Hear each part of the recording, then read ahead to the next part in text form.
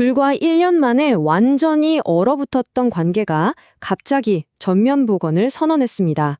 아시아의 두 강대국, 한국과 중국 사이에서 대체 무슨 일이 있었던 걸까요? 한번 생각해 보세요. 2025년 경주에서는 뭐 하나 해결된 것 없이 우리 생각이 이렇게 다르구나 하고 헤어졌단 말이죠. 그런데 불과 몇 달 뒤 베이징에서는 분위기가 완전히 바뀝니다. 새로운 시작이다 하면서 무려 14개나 되는 합의서에 서명을 해요. 아니, 이 극적인 온도차, 대체 뭘까요? 그래서 오늘 이 시간에는 바로 그 질문에 대한 답을 한번 찾아보려고 합니다.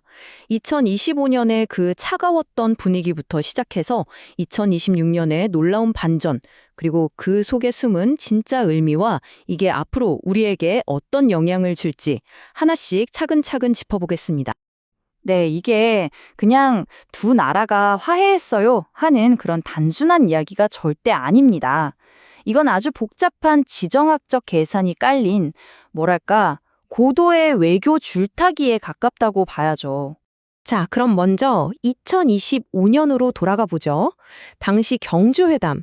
이게 무려 11년 만에 중국 최고 지도자가 한국을 찾는 거라 기대가 정말 어마어마했거든요. 그런데 막상 뚜껑을 열어보니 결과는 좀 실망스러웠습니다. 아산정책연구원 분석을 보면요. 당시 회담의 문제점들이 딱 드러납니다. 가장 중요한 북한 비핵화 문제, 그리고 한류 팬들이 그렇게 기다렸던 한한령 문제, 둘 다 아무런 진전이 없었어요. 게다가 한국은 우리한테 시급한 양자 현안에 집중했는데 중국은 다자주의니 뭐니 하면서 좀 더 거시적인 얘기를 하니까 이게 대화가 겉도는 느낌이었던 거죠. 우선순위가 이렇게나 달랐던 겁니다. 이 표를 보시면 그 차이가 정말 극명하게 보입니다. 이게 진짜 재미있는 부분인데요. 한국 쪽 발표문에서는 북한 비핵화를 위해 중국이 건설적인 역할을 해달라고 기대를 표명했잖아요. 그런데 놀랍게도 중국 측 발표문에는 북한이라는 단어 자체가 아예 없었습니다. 이건 뭐 거의 동상이몽 수준이었던 거죠. 서로 완전히 다른 얘기를 하고 있었던 겁니다. 결국 2025년의 상황은 한마디로 명목상의 관계 복원이었습니다. 겉으로는 화해하는 척했지만 진짜 중요한 문제들은 하나도 해결되지 않은 사실상 교착 상태에 빠져 있었던 거죠. 그런데 말이죠. 바로 여기서부터 이야기가 완전히 달라집니다. 이재명 대통령이 베이징을 국빈 방문하면서 그 차갑던 분위기가 거짓말처럼 정말 180도 바뀌어버립니다. 이 모든 변화를 상징하는 숫자가 있습니다. 바로 14입니다. 단 한 번의 정상회담에서 무려 14개나 되는 양해각서, MOU를 체결한 겁니다. 그 내용을 좀 들여다보면요. 정말 본물 터지듯이 합의가 쏟아졌습니다.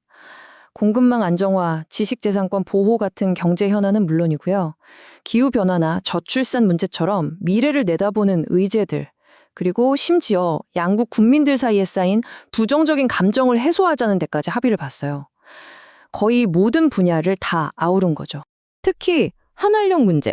다들 이게 제일 궁금했잖아요. 여기에 대해서 시진핑 주석이 아주 의미심장한 비유를 썼습니다. 세척의 얼음이 하루아침에 얼지 않는다. 이게 무슨 뜻이겠어요? 꽁꽁 언 얼음이 녹는데 시간이 걸리는 것처럼 한 번에 확 풀지는 못하지만 앞으로 단계적으로 차근차근 해결해 나가겠다는 긍정적인 신호를 보낸 셈이죠. 그리고 이 회담의 정점을 찍는 선언이 나옵니다. 양국 정상이 2026년을 한중 관계가 완전히 복원되는 원년이라고 공식적으로 선포한 거죠. 이건 뭐 대외적으로 굉장히 낙관적인 메시지를 던진 겁니다.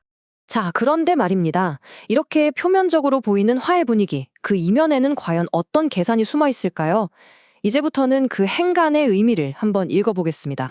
많은 외신들이 이번 회담에서 가장 주목한 발언이 바로 이겁니다. 시진핑 주석이 이재명 대통령에게 했다는 말인데요. 역사의 올바른 편에 서서 정확한 전략적 선택을 하라. 상당히 의미심장한 말이죠. 이 말을 듣는 한국 입장에서는 여러 가지 생각이 들 수밖에 없습니다. 이게 단순히 우리 잘 협력해 봅시다 라는 제안일까요? 아니면 미국과 아주 가까운 동맹인 한국에게 자, 이제 어느 편에 설 건지 선택해? 라고 묻는 일종의 테스트일까요? 바로 이 지점에서 등장하는 개념이 균형 외교, 영어로는 밸런스 디플로머시입니다. 지금 국제사회가 한국의 외교를 바로 이 키워드로 설명하고 있어요. 최대 교역 상대국인 중국과 관계를 회복하면서도 가장 중요한 안보 동맹인 미국과의 관계도 굳건히 지켜야 하는 정말 어려운 과제를 말하는 거죠. 그래서 해외 언론들은 이번 베이징 회담을 단순한 한중 관계의 문제가 아니라 한국이 미중 경쟁이라는 거대한 구도 속에서 얼마나 능숙하게 항해할 수 있는지를 보여주는 시험 무대로 보고 있는 겁니다. 자, 그럼 이런 정상대 사이의 복잡한 외교전이 우리 생활에는 대체 어떤 영향을 미치는 걸까요? 나랑은 상관없는 얘기 아닌가 싶으실 수도 있지만 사실은 아주 직접적인 연관이 있습니다. 크게 세 가지로 정리해 볼 수 있겠습니다. 첫째, 문화 해빙기가 올 수 있다는 겁니다. 당장 스포츠 교류부터 시작해서 우리가 좋아하는 케이팝이나 드라마, 영화가 다시 중국에서 활발하게 소비될 길이 열릴 수 있다는 거죠. 둘째, 경제 지형의 변화입니다. K푸드 같은 소비재 수출에는 청신호가 켜졌지만 반대로 미중 갈등의 핵심인 첨단 기술 분야 기업들은 여전히 살얼음 판을 걷는 기분일 겁니다. 그리고 마지막으로 우리는 지금 하나의 중요한 사례 연구를 실시간으로 보고 있는 셈입니다. 한국이라는 중견 국가가 초강대국들 사이에서 어떻게 자기 길을 찾아가는지를 말이죠. 결국 모든 이야기는 이 하나의 질문으로 돌아옵니다.